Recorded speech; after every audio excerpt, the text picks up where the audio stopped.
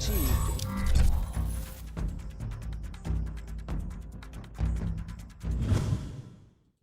Holy cow, welcome into Studio Day, Heffrey. After a glorious Cowboys loss, that was freaking perfect. That was a work of art. Let me go through the reasons why it was a work of art. One, the ultimate goal in these games is to lose. Now, dang it, I left a plate in the background again. Can you tell that I eat in here? Losing is a good thing. Now, I feel like I got to clear this up for some of the tankers out there, some of the people who hate tanking. They're like, losing culture, a bunch of losers. Chill out. That's why this was a perfect game. They didn't quit.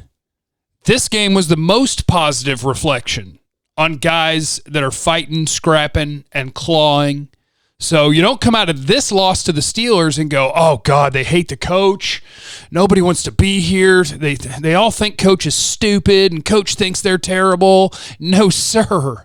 They went out there and busted ass. So that was great. The Cowboys gave you everything they had. Garrett Gilbert was balling, kind of, but balling, especially by Garrett Gilbert standards. Now, Stephen Jones already said they're going to go back to Andy Dalton when he's out of when he's out of the protocol, the COVID and the concussion, I guess. But man, give me more Garrett Gilbert. Gilbert had something going. That was fun. Now, as far as other reasons why this was the perfect tank game, because ultimately I hope the Cowboys don't win another game. I hope they go 2-14, but they're giving us good entertainment. That was an entertaining game. I was entertained. I was scared there at the end after CD made that catch on the sideline. I was like, oh, crap, they're going to go win, which I got over it because, sweet, you don't have all your players and Garrett Gilbert beats Roethlisberger. Fine. I don't want him to because I'm here for the draft picks. But some of the other reasons why this was a great tank game is the guys who played well. So I rewatched it this morning, and here are the guys who jumped out to me as having good games. Tony Pollard had a good game. Garrett Gilbert had a good game. Cam Irving kind of had a good game playing left tackle. I would say he had a good game as a pass protector and not a real good game run blocking, but that's pretty much true across the line. Other than Zach Martin, everybody kind of struggled as a run blocker. Amari Cooper had a good game. Zach Martin had a good game. Dalton Schultz had a good game. So that's neat. CD, outside of the fumble, you would say had a good game, but stop fumbling, CD. Now, it was a great tank play, just like Jalen Smith's penalties. Great tank plays. But at the same time, you want your players to play well. On defense, Sean Lee played well. He only played, I think, 13 snaps, but he played well. Tank Lawrence, per usual, played well. But here are the important ones. This is what the rest of this season is about. I know a lot of you want to go win the division and get your butt kicked in a playoff game, and that's cool. You want to pick 19th in the draft instead of 3rd, where the Cowboys are right now. 3rd. Randy Gregory was good. Randy Gregory was flying all over the place. Rushing the passer, making plays on the backside of runs, made a play on the front side of a run. Randy Gregory, that was good. The most important thing right now is guys who are going to be here next year, how do you play? Guys who are young NFL players, how do you play? How are you coming along? Randy Gregory was good. He's here next year. Neville Gallimore, defensive tackle, 3rd-round pick out of Oklahoma. He had a breakout game. The thing on his college tape that bothered me and that was showing up early in this season was a guy who gets moved. He just, at defensive tackle, gets moved too much. Thought he had a little bit as a pass rusher with the quickness, but got overpowered a lot. He did not get overpowered by that Pittsburgh offensive line. He was bringing the pop. He was penetrating into the backfield. He was dominating blockers and walking them back.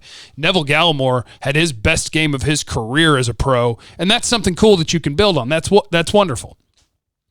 Donovan Wilson played well. Is he going to be a starting safety for this team next year? I don't know. But if he can keep stringing together performances like he just had, Donovan Wilson played a heck of a game for you at safety. And then Trayvon Diggs until he got hurt, which, again, great tank move. Got banged up, and they went right at Savion Smith to go win the game. It's great. But Trayvon Diggs had a pretty nice game. Excuse me. And that's it. Your second-round pick had a nice game. Your first-round pick had a nice game, except the fumble. Your third-round pick had a nice game. Your fourth-round pick, Tyler Biadasz, is your starting center, but somehow hurt a hamstring warming up for the game. But that's 1, 2, 3, 4. That's, you guys remember on draft day? It wasn't just us who covered the draft and the Cowboys who were like, man, I think they had a really nice draft. It was basically all national, everybody was giving the Cowboys A. Best draft out of everybody. Great job, Cowboys. And early on in the season, you didn't know if that was going to hold true, and we still don't. We won't know for 2 or 3 years. But for now, your first-round pick, huge hit. Your second-round pick, I think by next year you'll know that he's a hit. He's up and down. He gives up a lot of catches and a lot of yards and a lot of big plays, but you can see the tools he has and that he's coming along. So your first-round pick's going to be a home run. Your second-round pick's going to be a hit. Neville Gallimore in that game looked like a guy that's going to turn into a good starter in the NFL. So that would be hit, hit, hit. Tyler Biadasz is going to start for you for the next 3.5 years at center. Hit in the fourth round. Now let's get Bradley and I active. Let's get him on the field. Give him somebody's snaps. I guess this coaching staff, it seems like they probably like Dorrance Armstrong more than they like Bradley and I, and that's fine. But I'd like to see Bradley and I as the season goes on. That would be nice. But that's what this season's about right now. Sure, you could go win games and get into the playoffs at 6-10 and likely get sent home immediately, or you could go 2-14.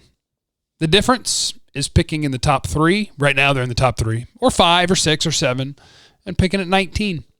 And ultimately, would you rather have team success or a higher draft pick? Team success. But it's about what can you do with that success. Normally, I'm a get in the tournament guy.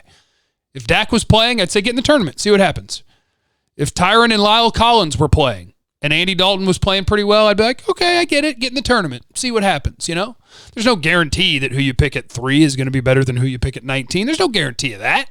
But you should. It should work out that way because you should evaluate the players and you should pick the good ones.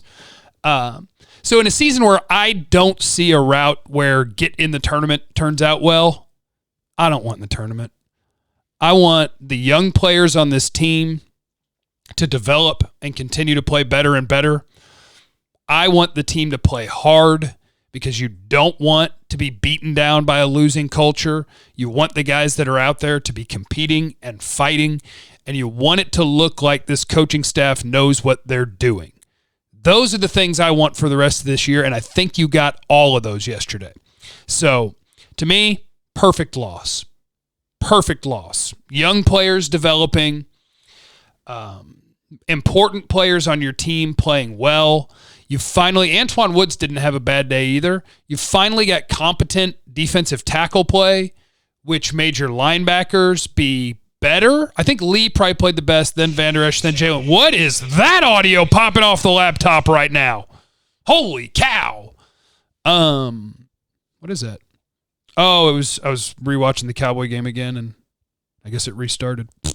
Yes, so you want a coaching staff that looks competent. Shout out to Bones Fossil. Cedric Wilson, the punt return, the throwback punt return to C.J. Goodwin. I'm telling you this right now, as a guy who has been a punt returner once upon a time, and a damn good one, except for the time that I handed the ball to the other team on the 2-yard line after I'd gone 80 yards. I was tired. When they call in the throwback punt return from the sideline, and you know that that's the play that's called, and the ball is punted over your head, and it's going to go, it would have bounced and probably gone into the end zone. So your returner is taught in that scenario, don't back up past the 10. Let it go. They had the throwback on. He was not going to let that go. I don't care if he had to catch it in the end zone. He was catching it because if you're a receiver and they tell you get to throw the ball, you are throwing that ball no matter what. He would have ran to the middle of the end zone, caught that, and then thrown it back into the back of the end zone if that's what it took, because a receiver who gets to throw the ball is a happy man, and he is throwing the ball. So a salute to that. That was fun. All right, make sure that you leave in the comments what you want to talk about tomorrow. If you think that I missed out on somebody that played really well, any questions that you may have, whatever you want to hear about tomorrow, you let me know right there in the comments. Make sure that you are subscribed, that you have the notifications turned on, and that you're checking 1053thefan.com every day, because that is where we party. All right, guys, I love you. Bye.